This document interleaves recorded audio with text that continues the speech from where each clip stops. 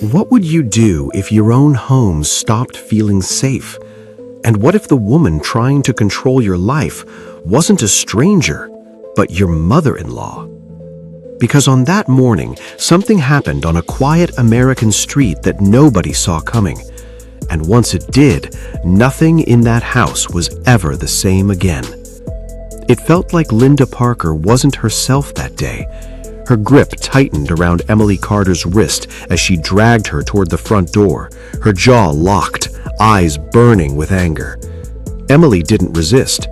In fact, she surprised everyone by smiling softly, almost calmly, as if she already knew where this was going. Ryan, Linda's son and Emily's husband, rushed forward, trying to stop his mother. "Mom, stop, please, talk first," he said, placing himself between them. But Linda shoved past him. "This girl needs to learn her place," she snapped. Emily said nothing. She just stepped outside onto the street. And that's when she did something so unexpected that the neighbors froze. Ryan went pale, and Linda herself panicked. Within seconds, Linda yanked Emily back inside the house, slamming the door behind them. But the damage was already done. And to understand why Emily smiled while being dragged out, we need to go back. Emily was getting ready for an office party that evening, one of those semi-formal work gatherings where impressions mattered. She opened her closet carefully and reached for the heels she had bought just a week earlier. They were new, clean, expensive, or at least they had been. The moment she lifted them, her stomach dropped. One heel was cracked, the strap was loose, the sole was damaged. Emily stared at them in silence. Just a few hours earlier, she had gone shopping with Ryan. He had insisted on buying those heels himself. "Consider it a small celebration," he'd said. "You work too hard." And now they were ruined. Emily didn't need to think long to know why. A few days ago, Ryan's younger sister, Ashley, had borrowed those exact heels for a party. Emily hadn't liked it, but she hadn't refused either. Family, after all. What bothered her wasn't that Ashley borrowed them. It was that Ashley returned them broken, quietly, and slid them back into the closet as if nothing had happened. No apology, no explanation. Emily exhaled slowly, placed the heels down, and walked toward the living room. Ashley was there, rearranging some decorative items, humming to herself. When she saw Emily, she smiled casually, the kind of smile someone gives when they believe they've gotten away with something. Emily kept her voice controlled. "Ashley," she said, "my heels are broken." Ashley blinked. "Oh, I don't know about that," she replied lightly. "I wore them to the party and put them back. Whatever happened after that isn't my problem." Something inside Emily snapped. Not loudly, not dramatically, but sharply. "Don't lie," Emily said. "You were the last one to wear them. I told you to be careful. How did the heel break?" Ashley shrugged. "So what if it broke? You can still wear them. Just glue it or something." Emily felt heat rise to her face. "I let you use my brand new shoes. You returned them damaged without telling me. That's not okay." That's when Linda Parker stepped in. She had been listening quietly, and now her voice cut through the room like a blade. "Enough," Linda said sharply. "She's younger than you. Things break. It's not the end of the world." Emily turned to face her mother-in-law. "These shoes weren't cheap," she said calmly, "and I earn my own money. I expect basic respect." Linda scoffed. "In this house," she said, "we don't count money like that." Emily met her gaze. "Then maybe we should start." Ashley rolled her eyes and muttered, "Fine, sorry." The word felt empty. Emily didn't argue further. She walked back to her room, changed quietly, and later that evening she attended the office party with a polite smile on her face, a handbag there. Each time Linda brushed it off. "That's how families are," she'd say. "Stop being so sensitive." Emily said nothing, but she noticed everything. A week later, Emily was preparing for one of the most important days of her career. She was scheduled to lead a major client presentation, her first time representing her company at that level. She wanted everything to be perfect. She opened her closet carefully and took out a silk outfit she had bought with her very first paycheck. It wasn't just clothing, it was a memory. She unfolded it carefully and froze. Dark stains spread across the fabric. Threads were pulled. The edges were damaged. Emily's hands trembled. She hadn't worn it even once after marriage. She already knew the answer, but she still walked into the living room. Ashley was laughing on the phone. Emily's voice echoed through the room. "How dare you?" Ashley jumped, startled, quickly ending the call. "What's wrong with you? You could have asked nicely." Emily stepped closer, her voice low and dangerous. "Did you wear my outfit?" Ashley hesitated. "I asked you something, yes or no?" Ashley looked away. "Yes," she admitted. "I wore it to a party. It just got a little dirty. It can be washed." Emily felt something inside her finally break. "That outfit is from my first salary, and tomorrow morning I have the most important meeting of my life." Ashley shrugged. "So wear something else." Linda immediately backed her up. "It's just clothes. Stop overreacting." Emily looked at both of them, really looked, and for the first time, she didn't feel helpless. She felt clear. They thought Emily would stay quiet. They thought she would adjust. They were wrong, because this wasn't the moment she broke. This was the moment she started planning. And what she did next, no one in that house was ready for. Next is where everything begins to escalate. How long can a person stay silent before silence turns into strength? And what happens when the woman everyone underestimates finally stops asking for permission? Because after that day, Emily didn't explode. She didn't scream. She didn't threaten. She observed. And that scared them more than anger ever could. The next morning, the house moved like nothing had happened. Breakfast was served. Voices were normal. Ashley laughed at her phone. Linda gave instructions like always. Emily moved quietly between rooms, her face calm, her tone neutral. But inside, she was counting. Every look, every comment, every small disrespect that had once been brushed off as normal. She noticed how Ashley opened her closet without asking, how Linda checked her bags when she came home from work, how decisions about the house were made as if Emily wasn't even present. And still, Emily said nothing. That silence confused them. Ashley whispered to Linda one afternoon, "She's acting weird." Linda replied confidently, "She'll adjust, they always do." Emily heard that sentence. She stored it carefully. 2 days later, Emily came home earlier than usual. Her office meeting had gone well, better than expected. She should have been celebrating. Instead, the moment she stepped into her bedroom, her heart dropped. Her jewelry box was open. Not moved, not messy, open. Emily stood there for a long moment, staring. She knew exactly what was missing. The gold bracelet Ryan had given her on their first anniversary.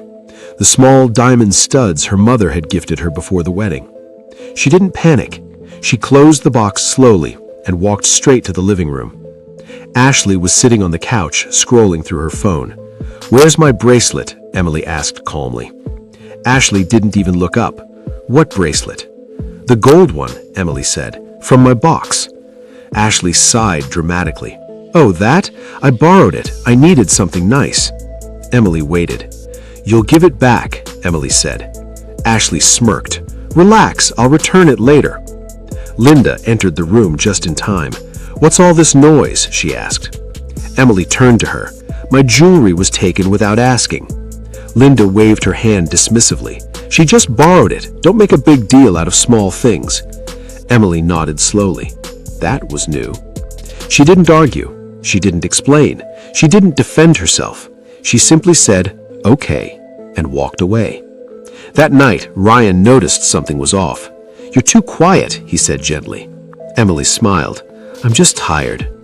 Ryan believed her. He didn't see the notebook hidden at the bottom of her bag. He didn't know she had started writing things down. Dates, times, who took what, who said what. Emily wasn't emotional anymore. She was methodical. A few days later, Emily made an announcement at dinner. "I've hired someone to help with the house," she said casually. "She'll come twice a day." Linda's fork froze midair. Absolutely not. Emily looked at her calmly. "I'll pay her myself." "We don't need outsiders," Linda snapped. Emily nodded. "Then maybe everyone should clean up after themselves." Ashley laughed. "Wow, she's acting like she owns the place." Emily met her eyes. "I do live here." That night, Linda accused Emily of turning Ryan against her. "You've changed him," Linda said sharply. Emily replied evenly. "Did you raise him to believe his wife has no voice?" The room went silent. The tension grew thicker every day. Linda criticized Emily's work hours. Ashley mocked her clothes. Small comments, sharp looks. They were testing her, and Emily let them. Until one afternoon, Linda crossed a line she couldn't walk back from. "Quit your job," Linda said suddenly. "This house needs a full-time woman." Emily looked up slowly. "No," she said. Linda's eyes widened. "Excuse me?" "My job pays for my things, and some of yours too." Ashley laughed nervously. Linda's voice rose. "How dare you talk back to me in my house?" Emily stood up. "And how dare you decide my life for me?"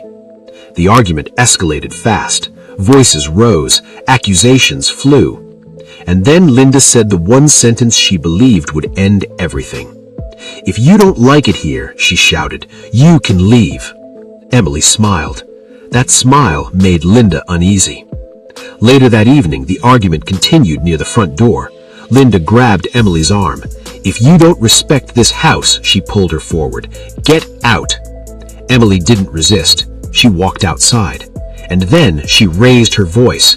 She cried loudly. She called out. She made sure the neighbors heard. Within moments, doors opened. People stepped out. Linda froze. "What are you doing?" she whispered urgently. Emily kept crying. A neighbor approached. "Is everything okay?" she asked. Linda panicked. She pulled Emily back inside, slamming the door, but it was too late. Eyes had seen, ears had heard, and power had shifted. Emily wiped her tears and looked at Linda. "You taught me something important today," she said quietly. Linda didn't answer. From that day on, things changed. No one touched Emily's belongings without asking. No one raised their voice without thinking twice. They didn't apologize, but they became careful. They thought Emily had embarrassed them. They didn't realize she had just warned them. Because what she was planning next wasn't loud, it was precise. And once she finished, there would be no going back. Emily didn't want revenge. She wanted control. And next, she takes it, quietly, completely, and permanently. If the moment they thought they had silenced her was actually the moment she took everything back? And what if the woman they tried to control was quietly rewriting the rules behind their backs? Because by now, Emily wasn't reacting anymore. She was executing. After the incident with the neighbors, the house fell into an uneasy calm. Not peace, not understanding, fear. Linda stopped shouting. Ashley stopped borrowing. Ryan stopped pretending nothing was wrong.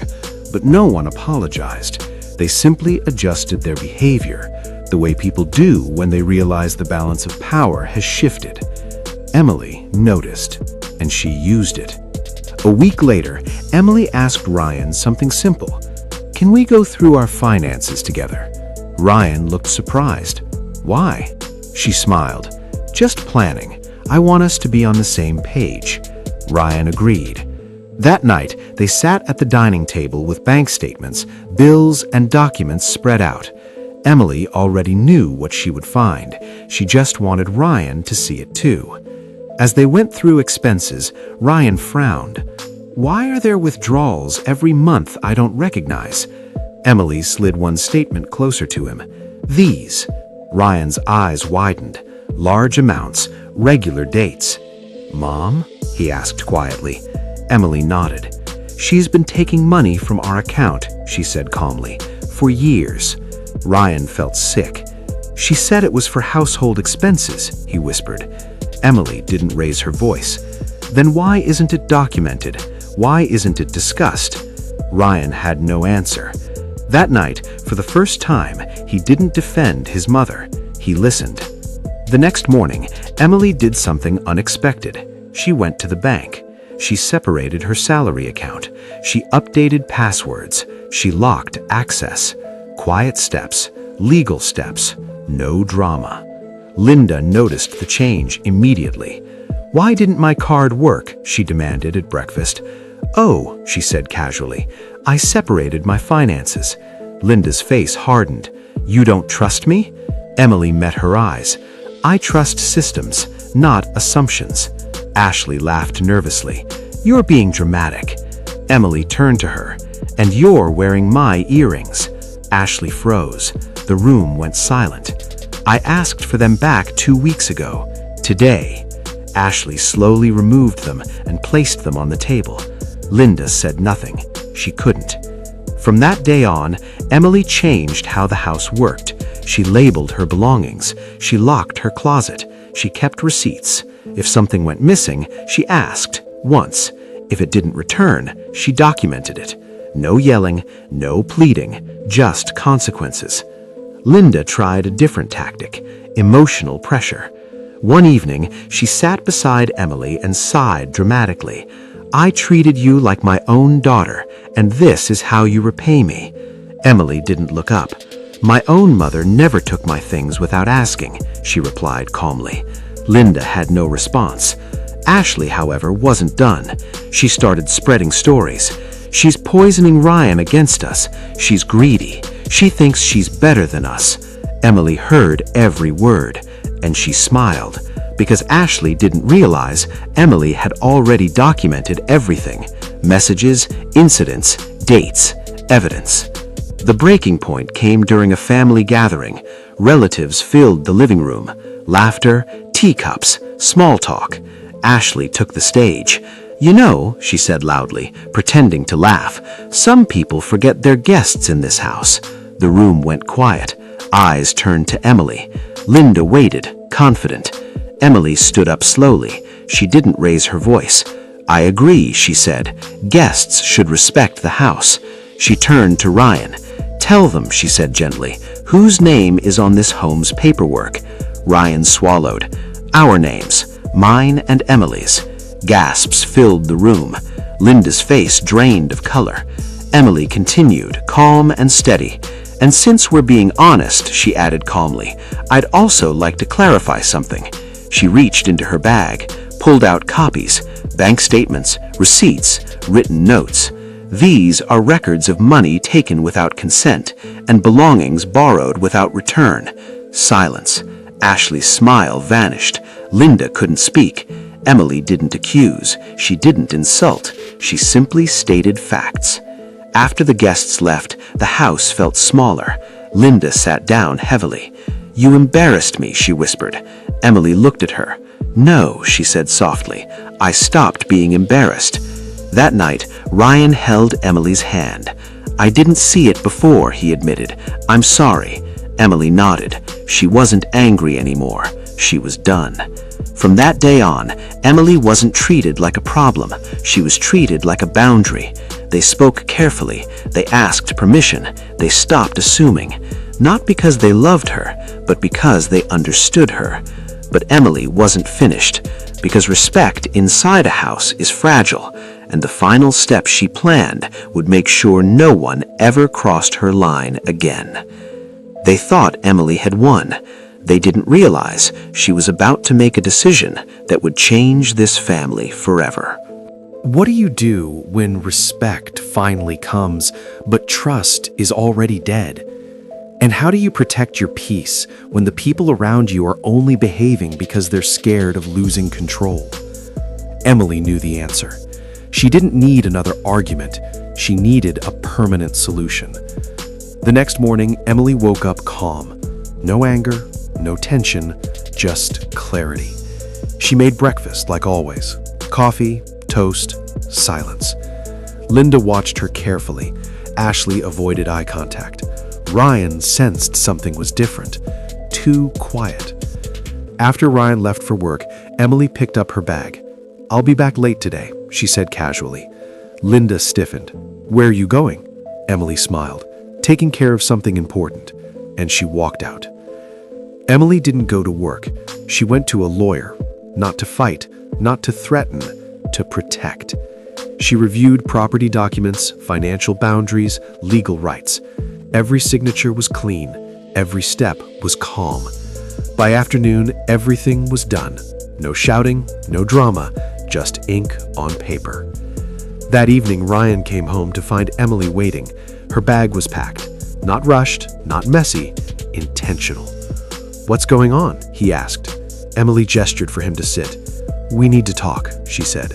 Ryan's chest tightened. "I love you," Emily began, "but I will not live in a house where I have to defend my existence." Ryan opened his mouth, then closed it. "I gave chances," she continued. "I set boundaries. I asked for respect." She looked him in the eyes. "I finally got obedience, but I never got dignity." Ryan felt the weight of it hit him. "I'm not leaving you," Emily said calmly. "I'm leaving this environment." She slid a folder across the table. Inside were copies of legal documents. "We'll move," she said. "A separate place. You're welcome to come with me." Ryan stared. "And if I don't?" he asked quietly. Emily didn't flinch. "Then this marriage ends with peace, not war."